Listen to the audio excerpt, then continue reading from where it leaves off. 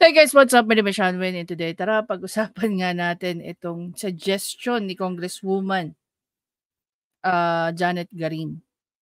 Okay, so napanood na natin itong clip na in-upload ni Gossip Central. Again, shoutout sa iyo, Gossip Central, and maraming salamat for creating this kind of videos no, na nagagamit natin as material. So basically, just a few days ago, sabi ni kaka-attorney ko, ni Congresswoman, no? By the way, she's a doctor. No? Sinabi rin dito ni Secretary Herbosa na siya ay nagpa-practice or siya ay naging resident po ng isang tawag dito, training po for OBGYN. Okay, so gynecology. Now, siguro sa iilang sabihin na lang natin focus practice ng nursing, one of which na naging paborito ko is maternity. Okay, napakagaling po ng aming naging professor diyan, no, si Mrs. Marquez. Yun yung teacher na hindi nagdadala ng kahit ano maliban sa isang, what do you call that?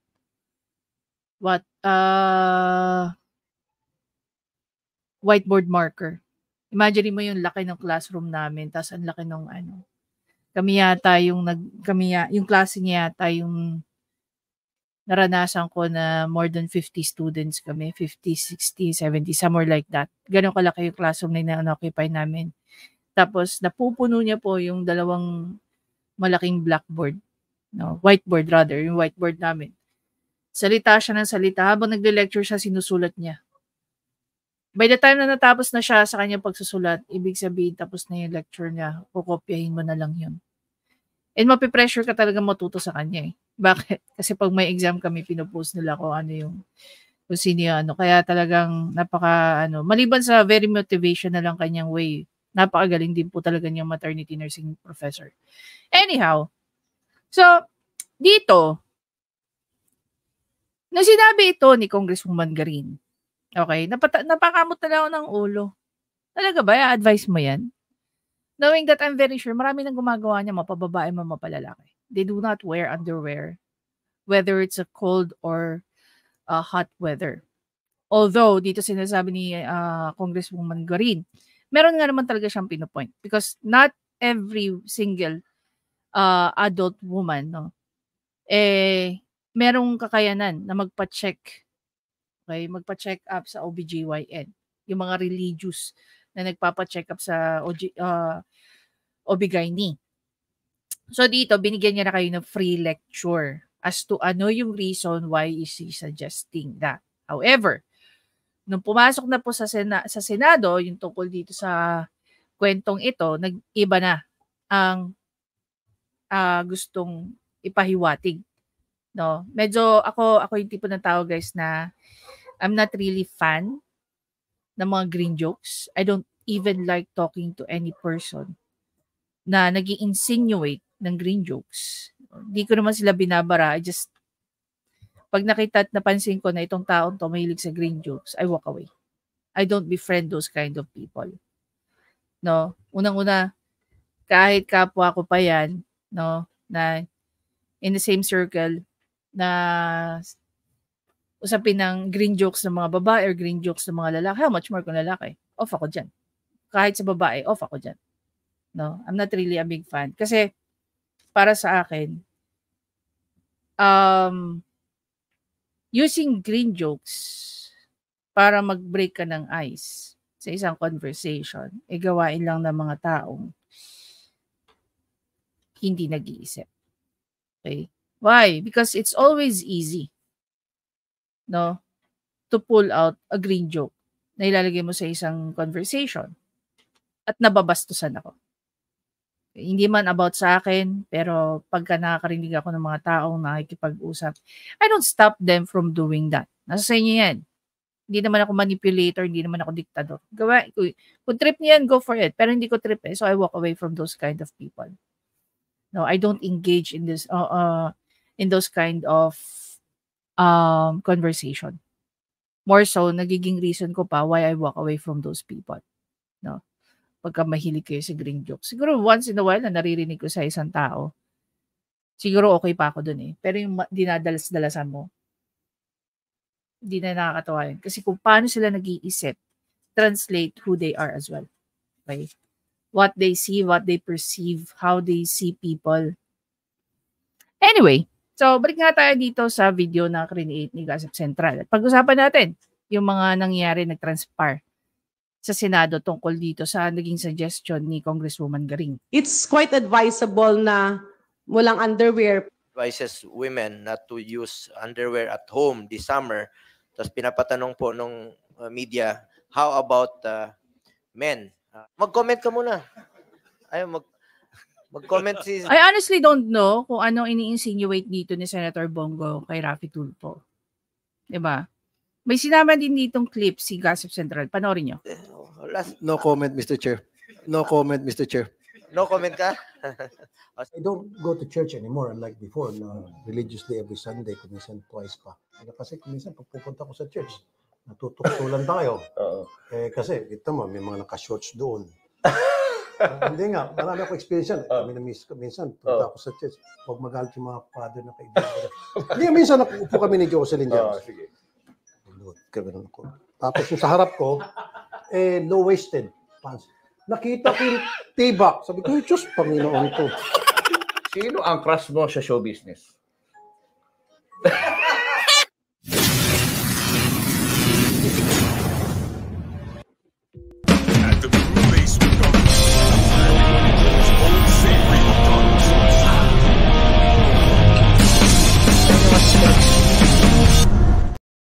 Interesado ang media dito sa next question ko eh. Ano muna tayo, break tayo konti sa mahabang discussion.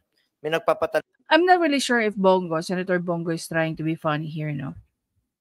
Pero hindi siya nakakatawa. Bakit? Pakinggan niyo mabuti yung sinabi niya. Yung naging interaction about dito. Buti na lang, itong si Secretary Herbosa, very professional. Tanong lang po sa akin, isang media from ABS, si Ma'am Sherian, to Secretary Ted Herbosa, due to high heat index right now, no? 42 sa Metro Manila, 43 pa nga po sa ibang lugar. To Secretary Ted Herbosa at sa lahat ng mga health experts na gustong sumagot dito, even online, kung gusto niyo sagutin ito, baka lang po, ang pinapatanong nila ay ito.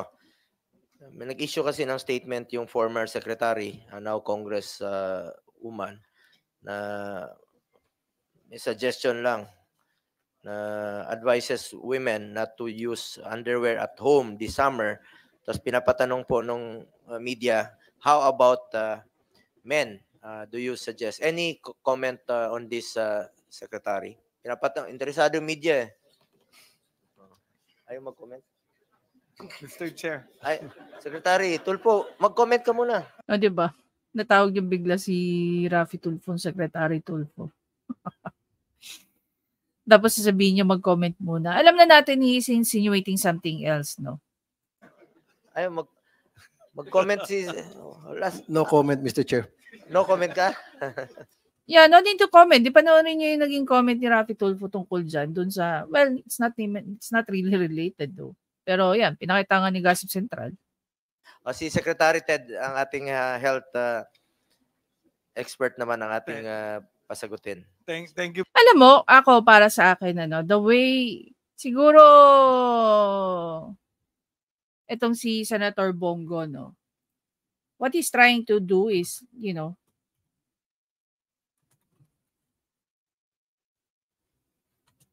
siguro, gusto niya lang na i-break yung ice because medyo intense nga yung discussions nila tungkol dyan, whatsoever. But then again, at the end of the day, hindi nakakatawa. Thank you, Mr. Chair. So, sinagot naman ito na maayos ni Secretary Herbosa, trying to explain scientifically, medically, kung bakit nga sinasuggest yun ni ni Congresswoman Garin. Napanood ko na yung statement, no, ng ating Congresswoman and former. And take note, kung babalikan natin, tinatanong ni Senator Bongo was about paano naman daw ang mga lalaki. Okay? Sige, impart ko sa inyo kung ano yung tungkol sa mga lalaki. Actually, it is highly recommended that men should wear boxer shorts than briefs. Bakit? Kasi po, no, mainit na yung katawan ng tao. Okay? Regardless, babae, lalaki yan.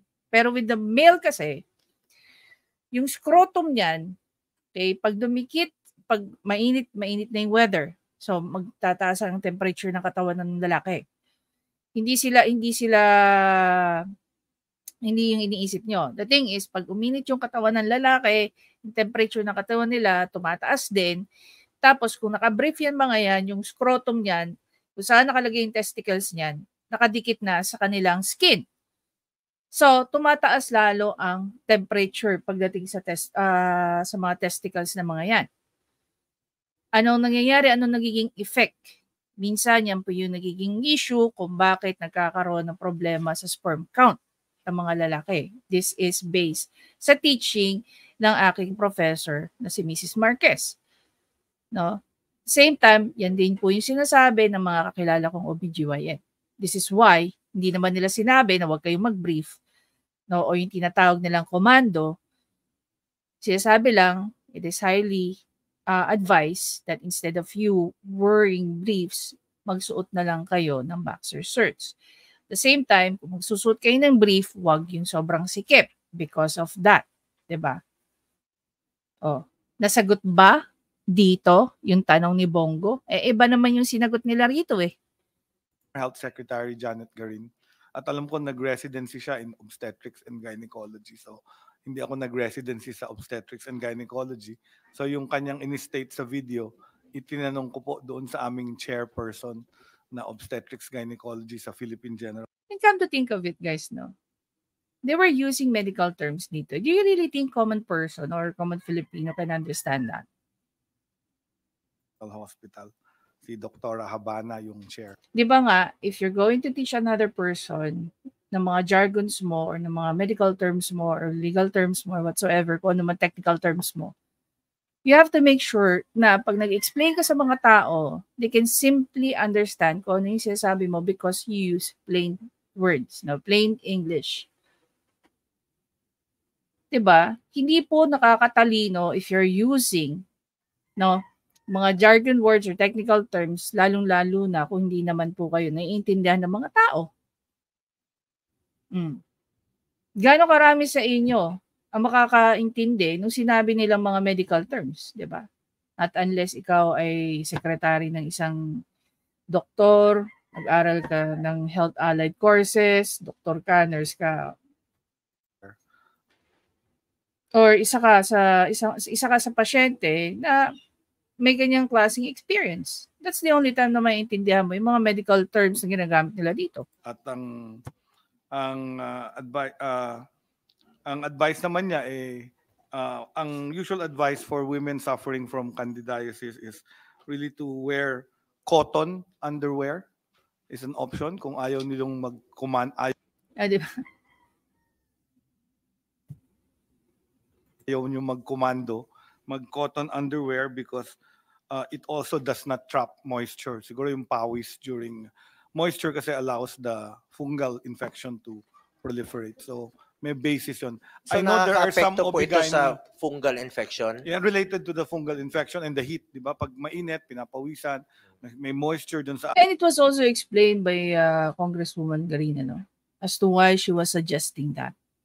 Kaya natatawa ko, why do you have to ask the question when in fact it was already clearly explained? Unfortunately, the way it was explained is very, it's very jargon para sa mga common na Pilipino. Ating private areas of women. So it can lead to... Ang tanong ni Bongo was about sa lalaki. Pero ang sinasagot nila, they were given explanation dun sa sinabi ni Secretary Garin about sa babae. Candidiasis or itchiness. So nasagot ba yung tanong? Doon sa kanilang genitalia. So So may basis naman po aside yung from hindi women magsuot. So sa men, the same ang advice nyo po sa kanila? More sa women kasi yung pH ng female genital tract iba doon sa male. So sa men, hindi masyadong problema. So I think possible yon, that's an advice. Some gynecologists actually advise that to prevent. Pero siyempre may treatment. Basta na find out that the cause of the vaginal itchiness is due to candida, may treatment naman po for that. May cream na. As women, Yusek Emmy Chong and Yusek Laksamana, do you have any comment?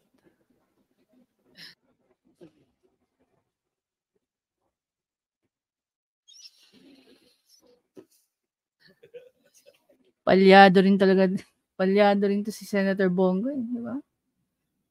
Is that even appropriate? I mean, doktor na yung kausap mo, doktor na yung sumagot, no, sa katauhan ni Secretary Herbosa. Do you really need to ask? Mr. Chair, I would frequent my OBGYN also, and she also recommends using cotton underwear for women. How about you, Yusek Laksamana? Thank you, Mr. Chair. Aside from the using of cotton underwears, of course, we have feminine wash that will really also prevent. There are number of OBGYN. Dito mo makikita yung difference ng iba't ibang ng OBGYN. Some OBGYN will just advise you to, use simple water. Some OBGYN will advise you not to use feminine wash. At meron din mga OBGYN that a simple bath soap is enough. Diba? Development of fungal infections. And do you think would it affect the family planning secretary? Ito na lang tanong ko. Kung ikaw babae, tatanungin ka ng lalaki about sa mga ganyang bagay, ano mararamdaman mo? Diba? Kahit kaibigan mo yan. Do you think it is appropriate na tanungin ka ng kaibigan mong lalaki or colleague mong lalaki about how you manage your hygiene sa reproductive area mo? Diba? Ted? Makaka-apekto ba ito sa family planning since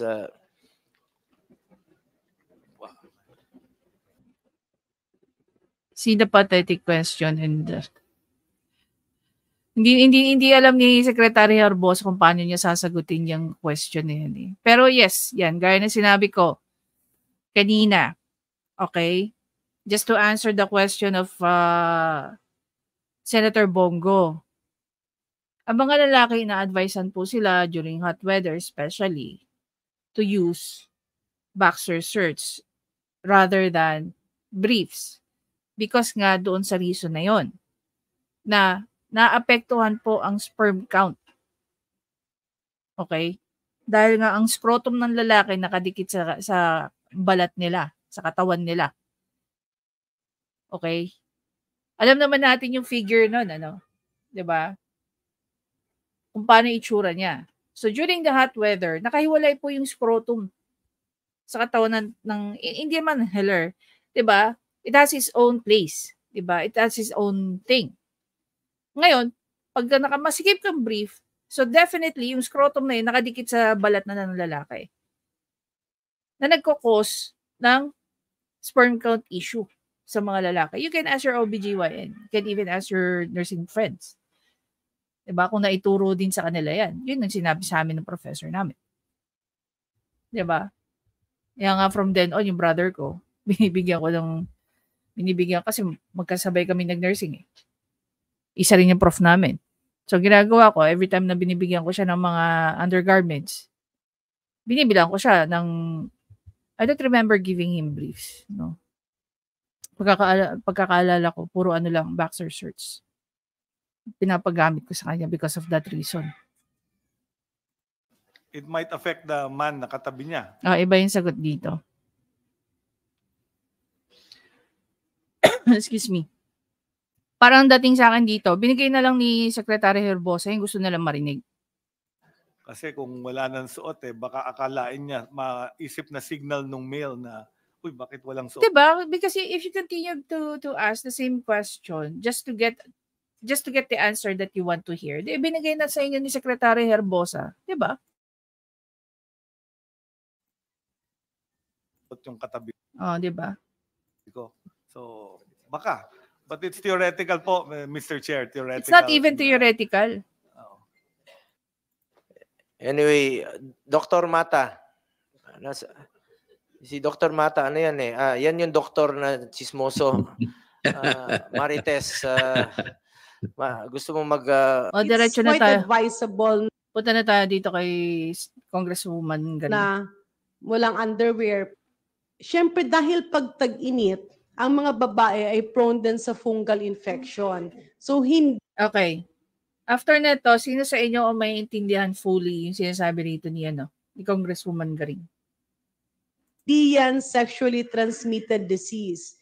Yan ay dala na yung normal flora sa Ano ang pagkakaintindi nyo sa normal flora? intimate areas, no, sa pubic area, sa Nasaan ang pubic area nyo? Kung tatanungin ko kayo. Ito, walang mali siya lang. I just wanna make sure na naintindihan nating lahat kung ano yung sinasabi ni Congresswoman Garin. Ako, I have no problem with that. Unang-una, pinag-aralan ko yan sa anatomy. Pangalawa, pinag-aralan din namin yan sa perineal area ng babae. Kapag medyo basa, napapawisan at mainit yung panahon, yan ay perfect petri dish para dumami yung ating fungi, yung Candida albicans. Ito yung sinasabi ni Secretary Garin. Naintindihan niyo pa ba to?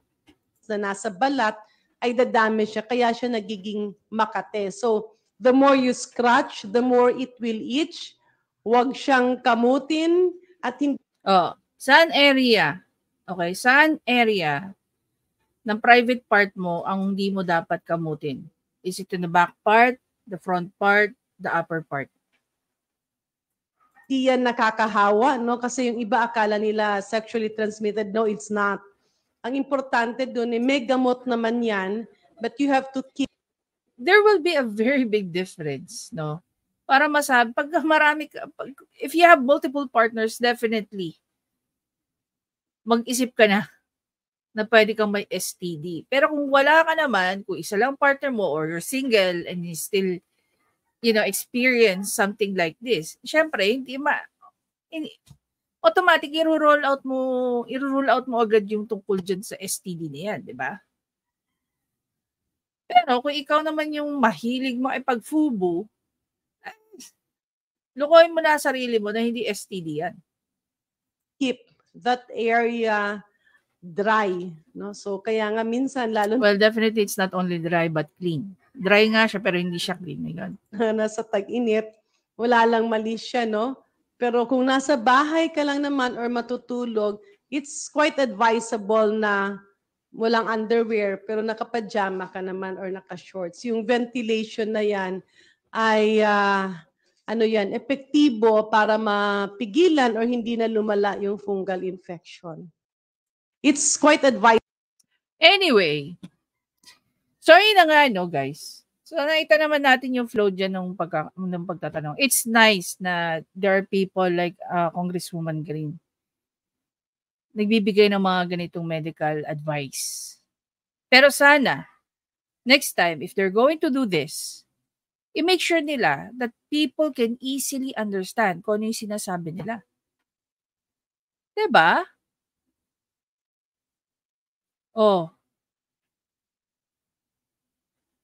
Tama ba ako? Gano'ng karami sa inyo naiintindihan itong sinasabi ni Congresswoman Garin?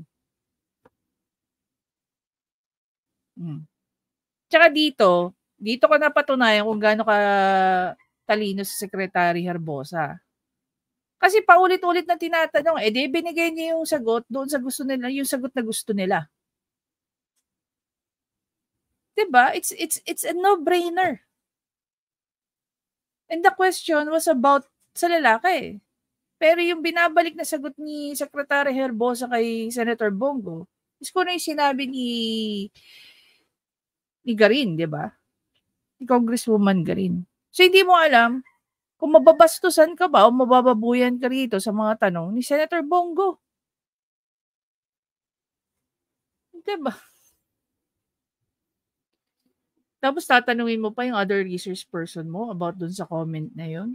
Really? Is it even appropriate for a man like him to be asking question doon sa research person na lang babae? Di ba? Sana pipiliin din nila yung tatanungin nila. Or kung nakikita, inexplain na ni Secretary Herbosa kung bakit. Tapos tatanungin mo pa yung mga babae na hindi naman mga doktor. Siguro okay pa ako kung doktor yung tinatanong nila, yung dalawa eh. Pero hindi eh.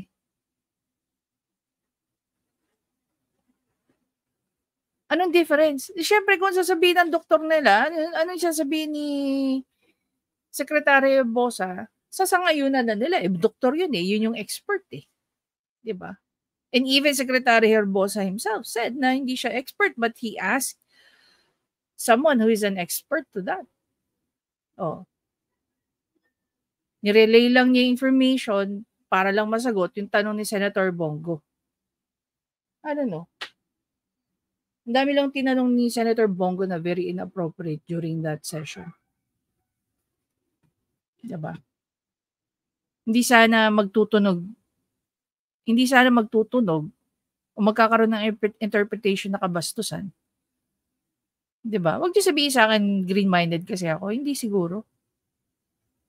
In-explain ko pa nga sa inyo kung bakit ang mga lalaki ina-advise ng mag-boxers instead na mag-brief eh. Diba? Tsaka huwag niyo akong advance na ako mag-isip. Meron sa inyo dyan, magtatanong kung nagba-boxers ako or nagbe-brief ako or nagpapanty ako. Go to hell kung may magtatanong pa sa inyong ganyan.